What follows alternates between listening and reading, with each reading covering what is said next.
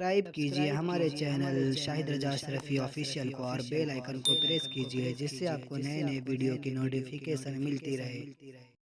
तो नाजरीन अस्सलामु अलैकुम वरहमतुल्लाहि वबरकातुहू। आज का बयान हज़रत मुफ्ती सलमान अज़हरी का बयान रहेगा, जिसमें हम जानेंगे कि तीन वो निशानी कौन सी है जिससे दुनिया में बर्बादी का नज़ारा शुरू हो जाता है, बर्बादी होना शुरू हो जाता है। तो पूरा बयान जरूर सुने और इस पर अमल भी करें। तो चलिए जानते हैं वो कौन सी चीज़ें हैं। मसरूफियत आज किस काम में है? उनको रील्स बनाने हैं। किन कामों के रील्स बनाने हैं? कोई फायदे के, कोई नफा के? नहीं। लड़कियां भी इसी में मसरूफ हैं, लड़के भी इसी में मसरूफ हैं। वो मुसलसल अपनी नंगेपन का, अपने अय्याशी का इजहार करना चाहते हैं ताकि पूरी कौम देखे। और यही तो बात मेरे आका सल्लल्लाहु अलैहि वसल्लम ने फरमाया, जब फहाशी एलानिया होने लग जाए, ओपनली होने लग जाए। और एक हदीस मैंने इससे कबल भी आपके सामने जिक्र किया था। तीन चीज़ें मेरे आका सल्लल्लाहु अलैहि वसल्लम ने फरमाया था, तीन चीज़ें जब तुम देख लो तो ज़मीन के ऊपर रहने से ज़मीन के नीचे रहना बेहतर है। मतलब क्या है? कब्र में चले जाना बेहतर है। वो तीन चीज़ों में हुजूर एक पाक सल्लल्लाहु अलैहि वसल्लम ने ये फरमाया था कि जब उलमा इल्म वाले दयानतदारी छोड़ दें, हक बोलना छोड़ दें, वो मुदाहनत करने लग जाएं, नंबर एक। नंबर दो, मालदार लोग जब बखील हो जाएं, कंजूस हो जाएं। नंबर तीन, जब औरतें बेहया हो जाएं, बेपर्दा हो जाएं। हुजूर फरमाते हैं फिर जमीन के ऊपर कोई खैर नहीं है, जमीन के नीचे चले जाना चाहिए। जमीन के ऊपर कोई खैर नहीं होगा। ये तीन चीजें हुजूर ने फरमाई थी। उसी में से एक चीज मैं ये आपके पास अर्ज कर रहा हूं। पांच ऐसी चीजें मेरे मुस्तफ़ा करीम सल्लल्लाहु अलैहि वसल्लम ने फरमाई कि उनमें से अगर मुब्तला रहे तुम तो अल्लाह का अजाब आएगा। और अल्लाह का अजाब एक तरीके का ये बारिश का रुक जाना, सब्जों का ना उगना, माल में हमेशा की बेबरकती का होना, ये सब चीजें अल्लाह के अजाबात में से हैं। क्राइसिस आ गए, लोग कहते हैं क्राइसिस क्या है? कहीं अचानक से तो कोई गिरता नहीं है, ये अल्लाह ताला की पकड़ है। कई लोगों को देखा, बड़े बड़े लोग अचानक किसी मुसीबत की वजह से गिर जाते हैं। कोरोना के वक्त करोड़पति रोड़पति हो गए। कितने मामलात ऐसे देखने को आए। वबा फैल गई, बीमारियां फैल गई, बड़े बड़े ताकतवर लोग ढह गए। आज के इसमें मैं वो पांच चीजों में से एक ये बताया कि जब गुनाह खुल करके होने लग जाएं, एलानिया होने लग जाएं, और कुरान में अल्लाह फरमाता ला युहिब्बुल्लाहुल जहरा बिस्सूइ मिनल कौल, अल्लाह तबारक व तआला किसी बुरी चीज को जाहिर करने को पसंद ही नहीं फरमाता। अल्लाह ताला हरगिज ये पसंद नहीं करता कि कोई बुरी चीज ओपनली करे। गुनाह किससे नहीं होते? खताएं किससे नहीं होती हैं? खताएं, गुनाह जब हो जाते हैं तो इंसान ये सोचता है कि इस पर पर्दा पड़ा रहे, ये छुपी रहे चीजें। लेकिन कोई बंदा अगर आकर के बताता है मैं सूदखोर हूं, मैंने 4 औरतों से जिना कर लिया है, मुआज़ल्लाह रब्बिल आलमीन, कोई अगर आकर के बताए फलां की चोरी मैंने की है, तो वो अपने गुनाहों का इजहार कर रहा है और मखलूक को गवाह बना रहा है अपने गुनाहों का, दूसरों को अपने गुनाहों पर गवाह बना रहा है। और अल्लाह कुरान में फरमाता है हरगिज अल्लाह पसंद नहीं फरमाता। अच्छा, छुपे हुए गुनाह कुछ ऐसे होते हैं जो बंदे और खुदा के दरमियान राज होते हैं, जिस वक्त मौला चाहे उसको बख्श दे, किसी को पता भी ना चले, अल्लाह ताला माफ फरमा दे। लेकिन बंदा जब सारे लोगों को गवाह बनाता है अपने गुनाहों का, सबको बता देता है कि मैं ये सारी चीजें किया हूं, तो फिर वो अदल के हिसाब के तख्त पर लाया जाएगा। अजीजा ने गिरामी, पहली चीज ये। दूसरी, मेरे आका सल्लल्लाहु तआला अलैहि वसल्लम ने इरशाद फरमाया, बारिश के रुकने के असबाब में से एलानिया गुनाह होने लग जाए। दूसरे नंबर पर लोग जब अपनी ज़कात के माल को दबा करके रखें, ज़कात ना दी जाए, ज़कात मुस्तहिकीन तक ना पहुंचती हो, तो अल्लाह ताला बारिश को रोक लेता है। आज के दौर में भी यही हालात है। लोगों को सिर्फ अपने माल का 2.5% निकालने में इतनी खुजली होती है, इतना दर्द होता है, 1000 हीले बहाने करने लग जाते हैं ज़कात बचाने के लिए। सोचो, वो अरहमुर राहिमीन, वो खल्लाक़े कायनात, वो रज़्ज़ाक़े हकीकी जिसने पाई पाई तुम्हें दिया है। अगर वो चाहता तो आपके माल का आधा पूरा ज़कात में देने का हुक्म देता कि 50% तुम रखो, 50% अल्लाह की राह में दे दो। अल्लाह ने ये हुक्म भी नहीं दिया। ना ये फरमाया कि 100 कमाए हो तो 25 अल्लाह की राह में दे दो, 75 तुम रख लो। ये भी नहीं, ये भी हुक्म नहीं दिया कि 100 कमाए हो तो 10 अल्लाह की राह में दे देना, 90 तुम रख लेना। नहीं, हैरत की बात है, अल्लाह का हुक्म है कि 100 कमाए हो तो सिर्फ 2.5 रुपये दे देना, बाकी पूरा तुम रखो। सिर्फ 2.5 रुपया, 2.5%। इसके लिए आनाकानी इतनी होती है। देखा जाए तो ये सारे जितने टैक्स हैं उसमें सब में कम है। जीएसटी हो, तुम्हारे इनकम टैक्स हो, जितने टैक्स हैं वो, अरे 5% से लेकर के 28% तक के टैक्स हैं, 18% के टैक्स हैं, कितने टैक्स हैं। लेकिन यहां पर सिर्फ 2.5%, वो भी टैक्स में और ज़कात में इतना बड़ा फर्क है। लोगों को लगता होगा कि ये हमारे लिए ज़कात टैक्स के बराबर नहीं। टैक्स आपके इनकम पर है और ज़कात आपकी सेविंग पर है। इनकम और सेविंग में फर्क नहीं है। आप अगर 1 करोड़ रुपए महीना कमाते हैं तो टैक्स 1 करोड़ का होगा आपके पास। लेकिन शरीयत ने कहा है 1 करोड़ कमाता है, 90 लाख रुपए खर्चा हो जाते हैं तो उस खर्चे पर ज़कात नहीं, जो बच गया उस पर, उसी पर ज़कात है। और वो भी आते साथ नहीं, साल गुजर जाए उस पर। शरीयत ने इतनी सारी छूट दी, उसके बावजूद ज़कात के माल में हेरा फेरी सब चल रही है। बड़े बड़े मालदारों की अगर ज़कात निकल गई होती तो इस उम्मत में कोई गरीब ही नहीं होता। दौरे उमर फारूक रदी अल्लाह ताला सिर्फ 2.5 साल के बाद हजरत अबू बकर सिद्दीक 2.5 साल खलीफा रहे और उनके बाद हजरत उमर फारूक रदी अल्लाह ताला अन्हु खलीफा वक्त बने। और आपके ज़माने खिलाफत में यमन से ज़कात का माल आया मदीने में। वहाँ जो गवर्नर थे सहाबी रसूल, उन्होंने ज़कात जो लोगों ने जमा की थी वो सब जमा करके मदीना में, यमन से ज़कात का माल आया मदीने में। वहाँ जो गवर्नर थे सहाबी रसूल, उन्होंने ज़कात जो लोगों ने जमा की थी वो सब जमा करके मदीने भेजा और मदीने के फ़ुक़रा और मसाकीन को तकसीम करने के लिए फरमाया। तो हज़रत उमर फारूक के पास जब ये ज़कात का माल आया तो आपने ये कह कर के वापस भेजा कि जिस जगह की ज़कात निकली है वहाँ के फ़कीरों को पहले दिया जाए, वहाँ की ज़रूरतमंदों में तकसीम कर दो, फिर अगर बच जाए तो मदीने भेज देना। जब ये माल वापस यमन गया तो वो सहाबी रसूल जो गवर्नर थे, उन्होंने दोबारा अमीरुल मोमिनीन के पास ये माल ये कह करके भेजा कि हुजूर यमन में सबको तकसीम हो गया, यहाँ पर कोई लेने वाला बाकी नहीं है, इसलिए मदीने भेजा। दोबारा आ गया। अब मदीने तैयबा में जब ये ज़कात आई, हज़रत उमर फारूक रज़ियल्लाहु ताला अन्हु ने फरमाया देखो यमन में सब तकसीम हो चुका, अब मदीने आई है, जो हकदार लोग हैं मुस्तहिकीन हैं वो आए।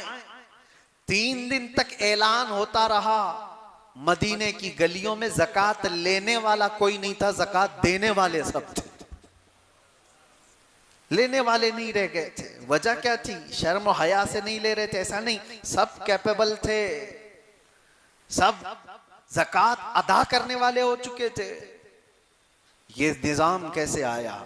ये वही साहबा हैं मदीने में जो मेरे आका के ज़माने में इतने गुर्बत के शिकार थे कि एक खजूर की गुटली पर पूरा दिन गुजारा करते थे।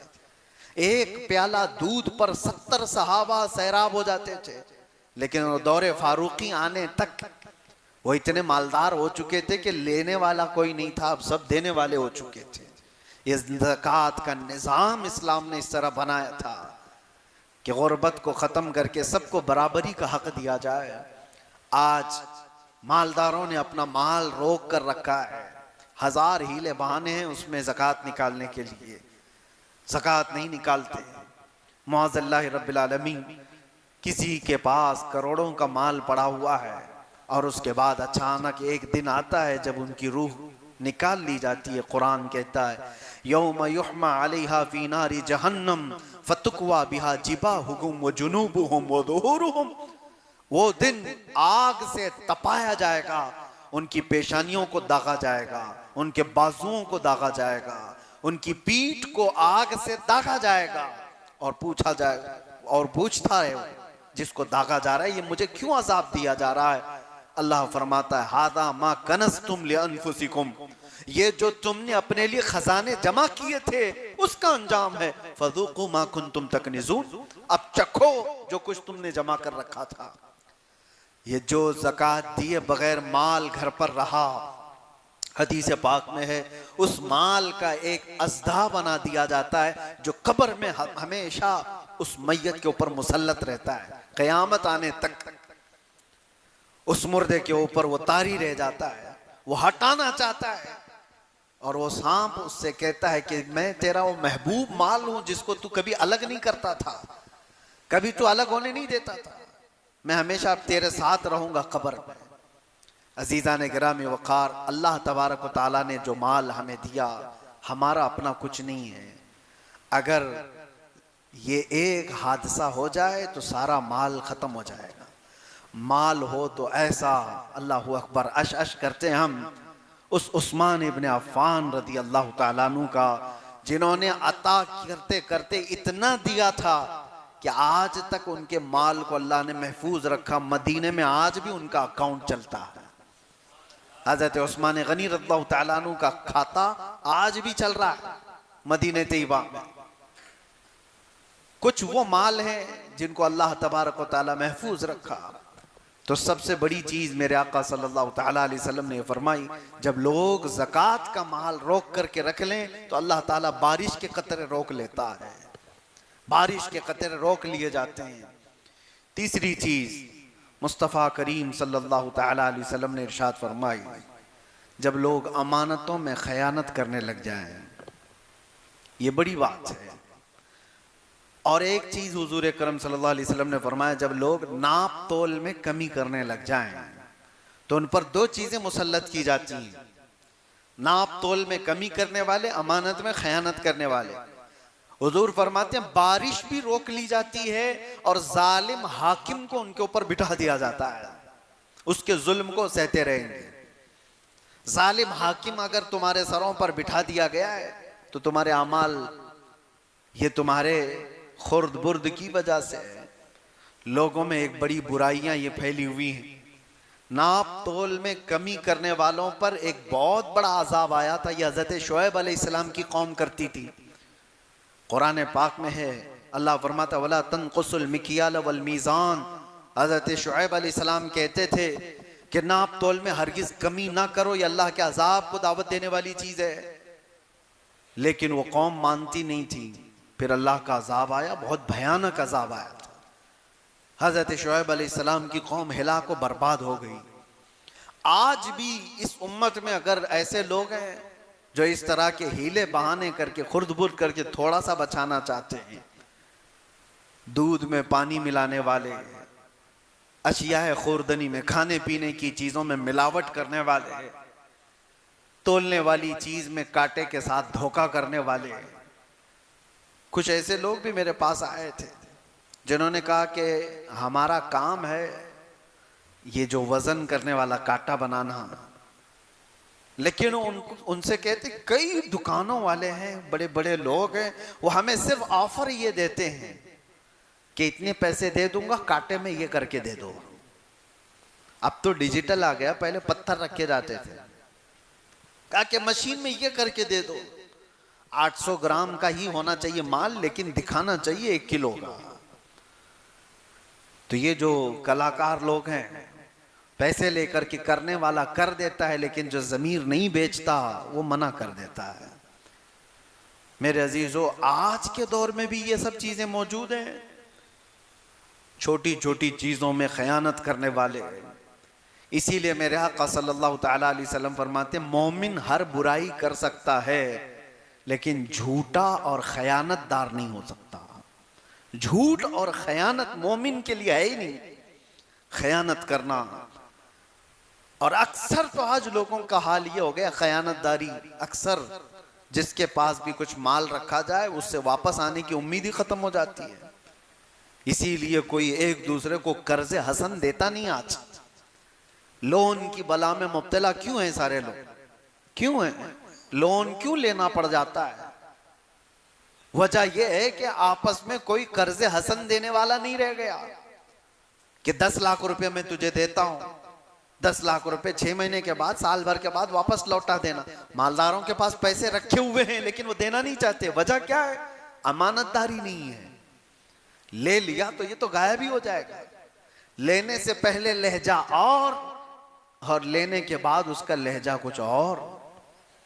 पैसे लेने वालों का लहजा देखो, आप गिड़गिड़ाते हैं, अपनी जरूरियात बताते हैं, दे दिया उसको, फिर महीने के बाद उसको फोन करो, बोले टाइम नहीं है अभी, बाद में मिलता हूं ना, मैं क्या भाग के जा रहा हूं।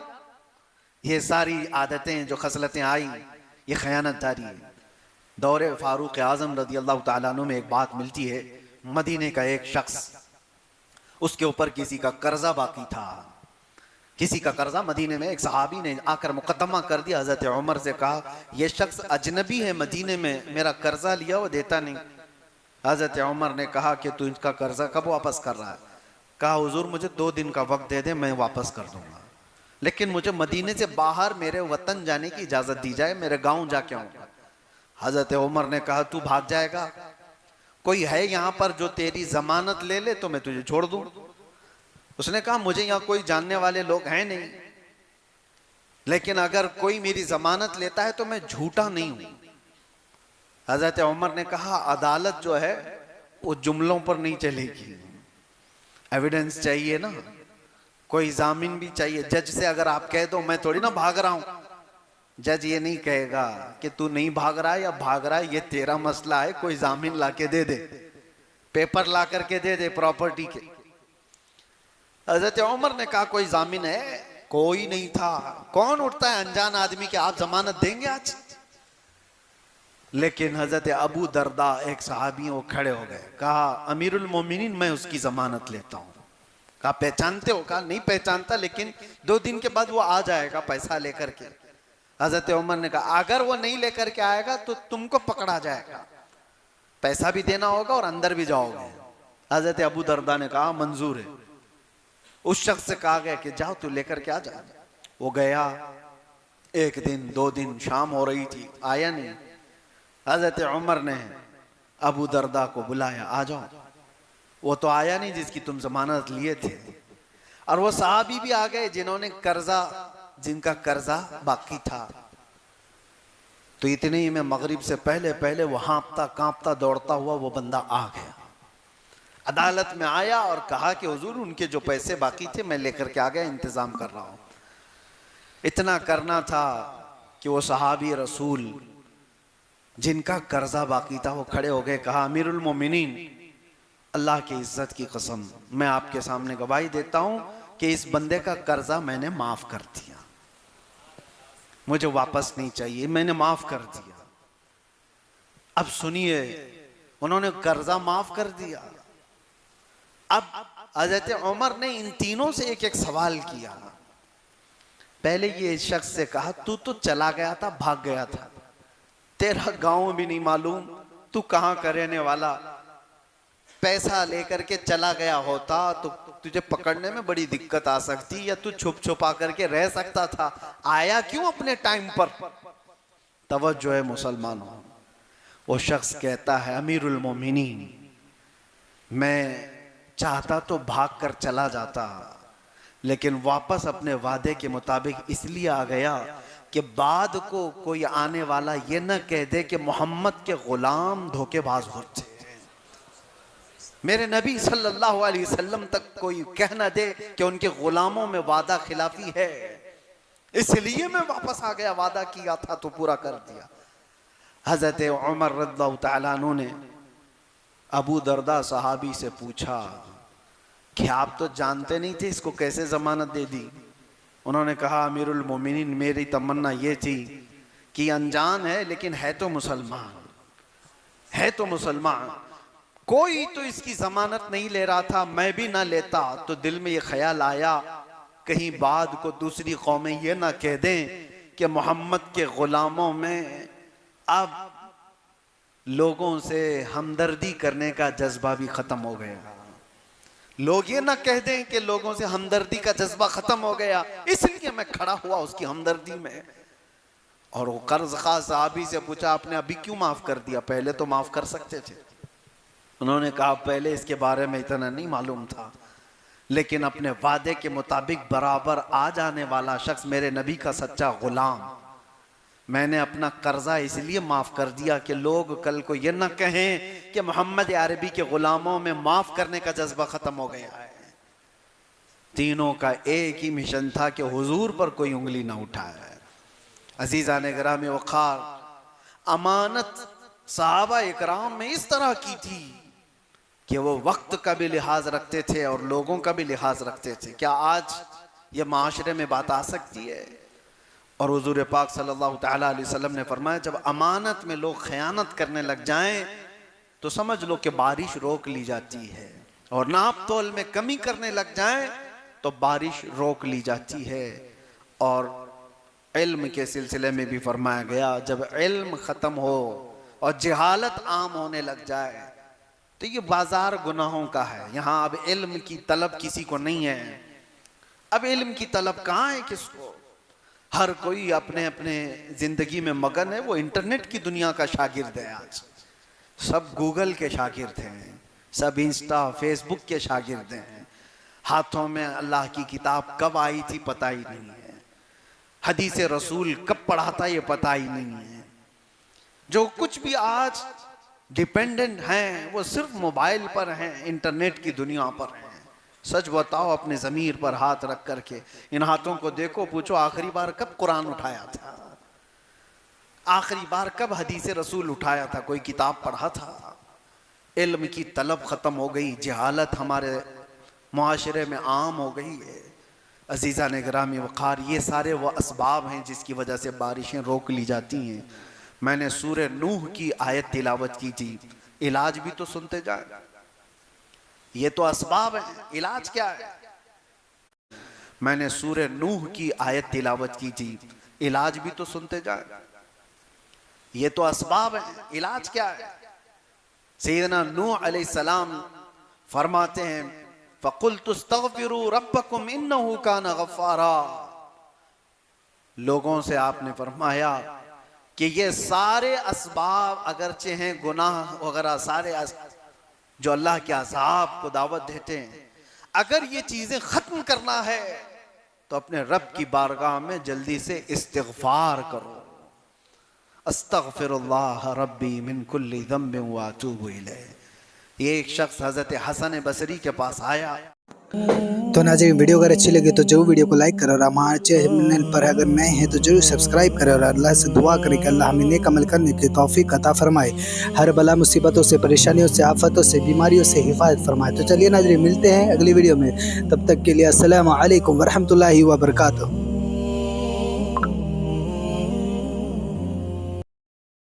वीडियो अच्छी लगे तो हमारे वीडियो को लाइक करें और हमारे चैनल को सब्सक्राइब करें। शुक्रिया।